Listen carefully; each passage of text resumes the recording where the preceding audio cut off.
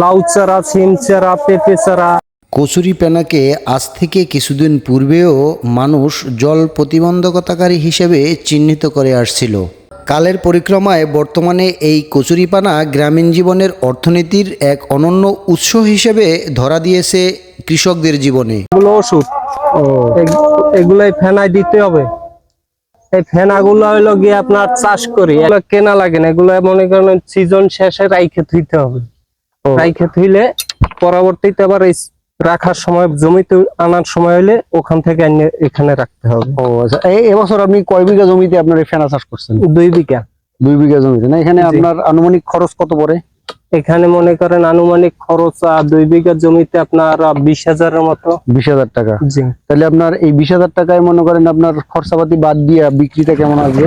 এই যে নৌকা নিয়ে গেলে এক বড়া ভরিয়া, নৌকাটা পুরা লোড দিয়ে নিয়ে গেলে হয়তো বা 500-700, কোনো দিন কাঁচামাল তো কোনোদিন 1,000 টাকাও বিক্রি করা যাইতে পারে।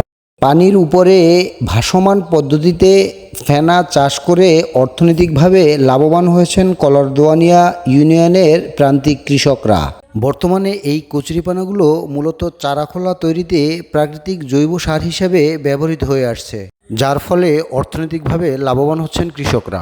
আচ্ছা, এই কীটনাশকগুলা এমনি মাছের কোনো ক্ষয়ক্ষতি হয় না এখানে? এটা পানির উপরে যেহেতু মাছের কি? না, মাছের ক্ষয়ক্ষতি হবে না, কারণ এই যে পানির উপরে যে ফেনার মধ্যে দিতেছি এটা পুরো গাদানো ফেনা, এটার ওষুধ আর কি পানিতে পায় না। ও, পানিতে পায় না, মানে ঘনত্ব অনেক বেশি, পুরুত্ব অনেক বেশি বিধায় এটা পানিতে আর ওই কীটনাশকটা মেশে না, তাই না? না, পানিতে মেশে না।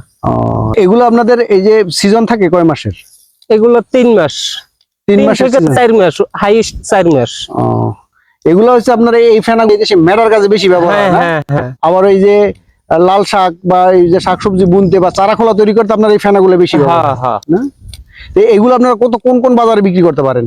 এগুলো হলো গিয়ে আপনার বৈটিঘাটা বাজারে, আর হইলো গিয়ে আপনার ওই যে পদ্মাবন্যা করে একটা বাজারের নাম আছে, ওই যে উমরের পার। ওই পার পদ্মা বাজার প্রতি দৈনিক গালা মেলে। প্রতি দৈনিক আর কি ওখানে বেচা কিনে হয়। এগুলো ওই যে পদ্মা বাজারে প্রতিদিন সকালে বিক্রি হয়। মালিকানা কি আপনার নিজের নাকি না এই জমি ভাড়া নিতে হয় আপনার? জমি ভাড়ায় নিতে হয়। ও, এইখানে এই জমি ফেনা রাখার 3 মাসের জন্য জমির ভাড়া কত দিতে হয় আপনাদের? 3 মাসের জন্য মনে করেন আপনার দিতে হয় আপনার এখানে হইলো যে 10 কাঠা, আমাদের দেশে কাঠা বলে, কাঠা। হ্যাঁ, কাঠা হিসেবে 10 কাঠা, 10 কাঠায় মনে করেন আপনার 5,000 টাকা। 3 মাসের জন্য 10 কাঠায় 5,000 টাকা, মানে 3.5 কাঠা নাকি? হ্যাঁ। ও আচ্ছা।